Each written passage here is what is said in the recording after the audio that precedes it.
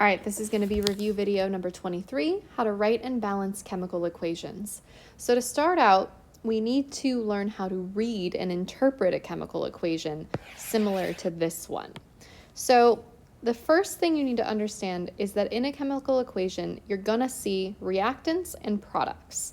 A reactant is a starting substance. Whatever it is that you're trying to react together, that's what you're starting with. In a chemical equation, those are always going to be found on the left-hand side of the arrow. A product, on the other hand, is an ending substance. Once those chemicals have reacted, it's what you end up with at the end. And so that one is going to be found to the right of the arrow in the chemical equation. And the arrow itself is always going to point towards the products in any chemical reaction. A plus sign is used to separate reactants from other reactants and products from other products. So you can find them either between two reactants or between two products in any chemical equation. The arrow itself is used to separate the reactants from the products, and again, it's always going to point towards the products, except in the case of an equilibrium arrow. Now, an equilibrium arrow is still goes in the same spot, but what it indicates is that the reaction goes in both directions. So if we have the forward reaction, that right-hand half arrow is going to point towards the products of the forward reaction. But if we take the backwards reaction, that little half-pronged arrow is going to point towards the products of the backwards reaction. So if we were to take the reaction and go the other way. If you see an exponent on any of the molecules, that exponent specifically is there to denote the charge of an ion. So a neutral molecule or a neutral atom is not going to have one of those exponents, but if you see it, that means you're looking at an ion. Subscripts, on the other hand, the little tiny numbers on the bottom right, are going to tell you how many of any particular element are in a compound or molecule. So we see that this A has a little 2 next to it, which means that there are 2 A's within that compound. So my theoretical compound might look like that. This one over here is a larger molecule that has 2 A atoms and 3 B atoms within it. But I want you to notice something. Over here, we see that that little 3 is a subscript, but over here, it is not a subscript anymore. It has moved to the place of a coefficient. And the difference there means that these B's are now separated from one another. They're no longer bonded together, and that's why that 3 moved spots. A phase symbol, either S, L, G, or AQ, is going to tell you what phase a reactant or product happens to be in. So if water was in liquid phase, it would be written out H2O with a little L next to it. But if it's water vapor, it's going to be written H2O with a little G next to it. If it's ice, it would be written H2O with a little S next to it. So that little thing in parentheses is literally just going to tell you, are you dealing with a solid, a liquid, or a gas, or is that something that happens to be dissolved in water? A coefficient is going to tell you how many of a particular substance are participating in a reaction at any given time. So the numbers in front, like these little 2's here, tell you that there are 2 of this molecule and 2 of that molecule. And yes, there are not going to be parentheses written in because they are understood to be there. Another thing is that if you do not see a coefficient like this, it is understood to be a 1. All right. Now, from interpreting a chemical equation, we have to move into talking about the law of conservation of mass, which states that matter can neither be created nor destroyed, it can only be rearranged, which is exactly how chemical reactions work. We take 2 or more or 1 or however many starting substances and we react them with one another, and then they rearrange themselves and turn into the products. But the key here is to understand that no product is popping up out of nowhere and no reactant is disappearing into the abyss. Nothing is created, nothing is destroyed, things are only rearranged, which means that chemical reactions have to be balanced. And I put a cool picture of Thanos here to indicate balance. We need that specifically. So when you are balancing a chemical equation, you're only ever going to change the coefficient, and those coefficients are the big numbers in front of a chemical formula. You are never, ever, ever allowed to change a subscript. You're never, ever allowed to change a charge, because if you do that, you're changing the nature of the reactant or the nature of the product, and that cannot happen. So let's look at this equation. It is unbalanced as of right now, and let's look at how to actually balance that equation out. So looking at this, I'm going to take every single molecule, every single atom from left to right one at a time, and I'm going to put coefficients in that equation to make sure that I have the same amount of every single atom on each side of this equation. So I'm going to divide it in two at the arrow. And on the left-hand side, I'm going to look at carbon first. I see that there's a little subscript of a 2, which tells me that there are 2 carbons on the left. However, I do not see a subscript in the carbon on the right, which tells me that there's only 1 carbon over here. That is a discrepancy, and that is unbalanced. So we have to change the coefficient to make them match. So what I'm going to do is I'm going to add a 2 in front of this CO2, which is going to give me 2 full carbon dioxide molecules, but it also gives me what I want, which is 2 carbon atoms on the right-hand side. So now my 2 carbons match each other, and that's what I want. On the left-hand side, I see that there are 6 hydrogen atoms. On the right-hand side, I see that there are 2 hydrogen atoms. And again, that is a discrepancy that does not match, so we have to fix it. So I'm going to put a 3 in front of water so that that gives me 3 whole water molecules, because if I total up all the hydrogens in those 3 water molecules, it gives me a total of 6 of them. So now I have 6 hydrogens on the left and 6 hydrogens on the right, and they match, and that's amazing. On the left-hand side, I see that there are 2 oxygens, and on the right-hand side, I have a lot of oxygen, so let's count them. Right here in the CO2 molecule, I have 2 oxygens per CO2, but I have 2 total CO2 molecules. So what I'm going to do is I'm going to take these 2 numbers and multiply them, giving me a total of 4 oxygen atoms on that particular molecule.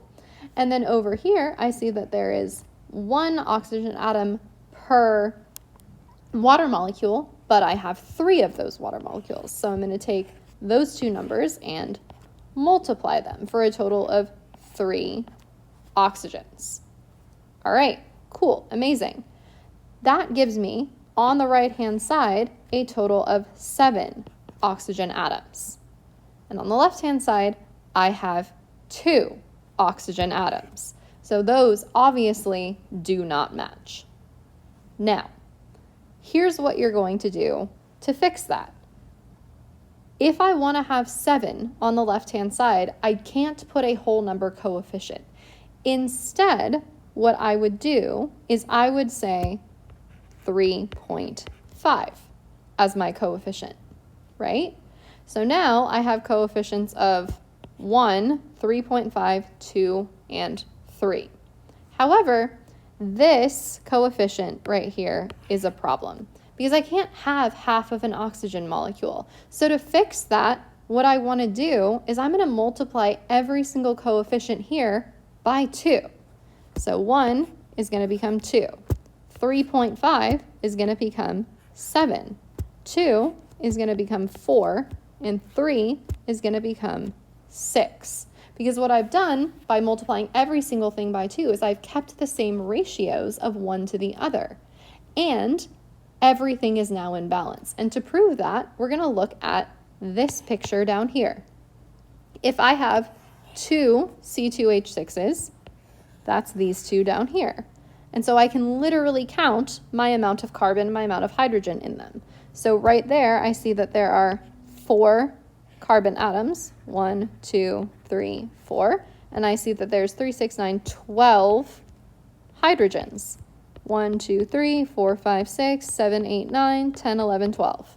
If I go over to the right side and I count carbons and hydrogens, I count 1, 2, 3, 4 carbons and I count over here 1, 2, 3, 4, 5, 6, 7, 8, 9, 10, 11, 12 hydrogens, so that matches.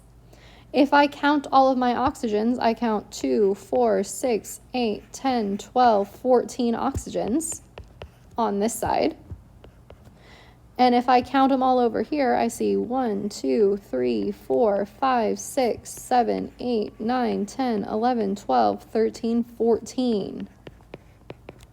So every single thing matches. 4 carbons, 4 carbons, 12 hydrogens, 12 hydrogens, 14 oxygens, 14 oxygens.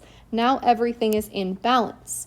Nothing has popped out of nowhere. Nothing has disappeared into the abyss. Everything is copacetic. So getting faster at that is the skill we're going to practice. So I'm going to go through a few of these with you, so hopefully you can do it effectively on your own. If I want to balance this skeleton equation, I see that there's 2 chlorines on the left, and there's not 2 chlorines on the right. There's actually only one of them. So I'm going to put a 2 in front of that to give me 2 HCl molecules. On the left-hand side, I see that there are 2 hydrogens. And on the right-hand side, now that I've put this 2 here, there are in fact 2 hydrogens. So this is now balanced. If it makes you uncomfortable to leave the blanks without a number in them, you are allowed to put a 1 here and here. That is totally fine, but it is most correct to leave it blank. So this one would be Cl2 plus H2 yields 2 HCl, and that would be our final form of that equation. This one down here looks a little bit longer, a little bit scarier, but we're going to take it one element at a time. Looking at this, I see that there is 1 silver on the left and 2 silvers on the right-hand side. So I'm going to put a 2 in front of that entire molecule, giving me 2 of the whole thing.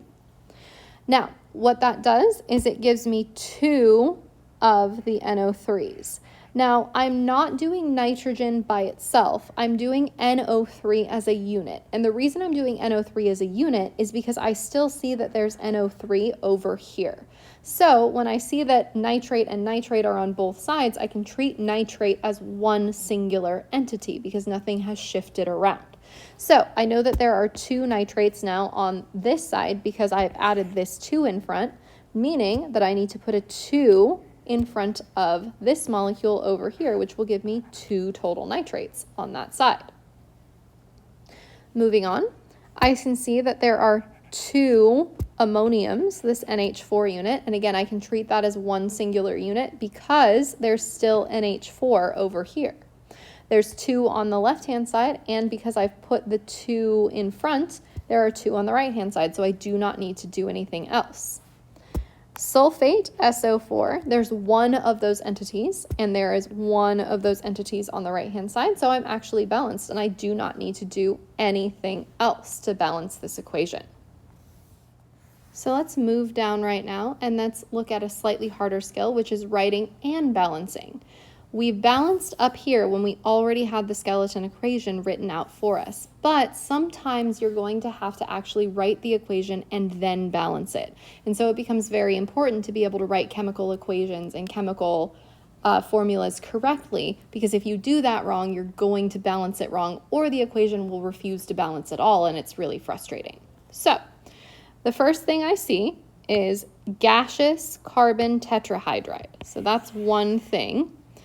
And so carbon, there's only 1 of those because I don't see a prefix. Tetrahydride means 4 hydrogens, and it's a gas, so I'm going to put a little G next to it. That is reacting with oxygen gas. So oxygen is O, but remember, some elements are diatomic, and oxygen is one of them. So in a sample of just itself, it's going to have a little subscript of a 2 next to it, and I'm going to put a G in parentheses because it is a gas. React to form means that I need to write an arrow pointing toward my product. My products are going to be carbon dioxide gas, CO2, with a little G next to it, and of course liquid water with a little L next to it for liquid. Now that I've done that, I need to balance out my chemical equation, so I need to do some counting. I see that there is 1 carbon on the left and 1 carbon on the right, so I don't need to do anything. That's balanced. I see that there are 4 hydrogens on the left and only 2 on the right, so I'm going to put a 2 in front of that molecule. I see that there are 2 oxygens on the left, and I count 1, 2, and now, because that 2's in front, there's 4 total oxygens on the right, so I'm going to put a 2 in front to make sure that there's 4 on the left total, and now I am balanced.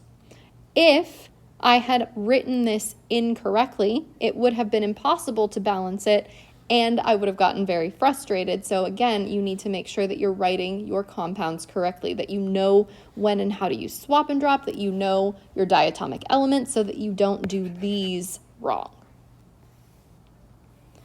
Last thing I want to talk about with you is types of reactions. So once you are looking at a reaction, there you're going to start seeing different patterns of reaction. Synthesis is a pattern that exists when 2 or more reactants come together to make one product. So you're seeing that pattern A plus B yields AB. An example of a reaction synthesis would be like the synthesis of water. H2 plus O2 yields H2O. And if we were to balance it, we would have to put our coefficients in front, but you're seeing that there's 1, 2 reactants turning into a singular product, and that's the key there. All right? Decomposition is the exact opposite of synthesis. It's when one thing is breaking apart into 2. So if we flip around that synthesis of water and we turn it into this, it becomes a decomposition, right? Because now we see that water is breaking apart into hydrogen and oxygen gas. All right. Next one is going to be combustion. Combustion is honestly my favorite, not only because combustion is the fire one, but because it's so easy to recognize. Combustion, you always have a hydrocarbon of some sort. So a hydrocarbon meaning something with C and H in it. It doesn't have to be only CH. Sometimes you get a CHO compound and there'll be like however many of each one, but you need a hydrocarbon, something with carbon and hydrogen in it, to react with specifically oxygen gas that will produce specifically carbon dioxide gas and specifically water. That is a traditional combustion reaction. There are other combustion reactions that exist that don't have hydrocarbons in them, but you only need to worry about traditional combustions in this class that will have a hydrocarbon reacting with oxygen to produce specifically carbon dioxide and water. All right? Next one is going to be single displacement, otherwise known as single replacement. Those two things mean the exact same thing. And so with those ones, you see a single element reacting with a compound to produce a compound and a single element. So effectively, these two, A and B, are just going to switch places real quick. So if I had an example of that, you might see something along the lines of H2 plus KCl, so we have my single element in my compound, and they might produce HCl and potassium. So what we've seen is our H and our K swapped places in the product. All right? That's single replacement. Double replacement or double displacement is slightly different, but the only difference is that you have 2 compounds reacting and trading partners to make 2 other compounds. So looking at that, we can use this example, HCl plus NaOH they're going to react together and they're going to yield NaCl and H2O. So what's happened here is our first parts of our compounds have literally switched places. Our sodium and our hydrogen have swapped. And I know that that's happened because another way to write water is HOH. That's the same thing. So if we switch these, we can literally see that we get NaCl and HOH. All right? So again, recognizing these is just a question of asking yourself, what are you looking at? What type of pattern are you seeing in your reaction? So what I'm going to do right now is I'm going to go up to some of the other ones that we balanced up here, and we're going to look at the type of reaction that we're seeing. All right?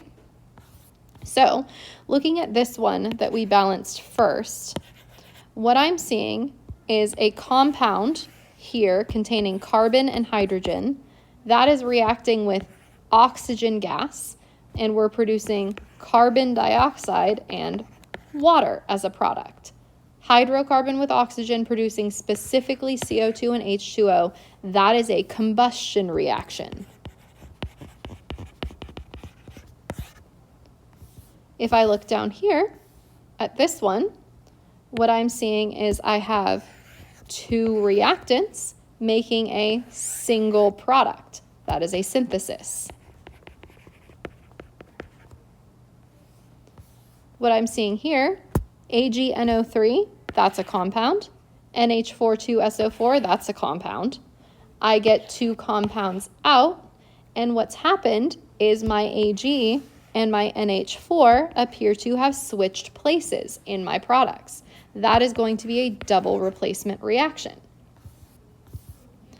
Last but not least, the one I wrote out all the way, I have a compound containing carbon and hydrogen reacting with oxygen gas to specifically produce carbon dioxide and water.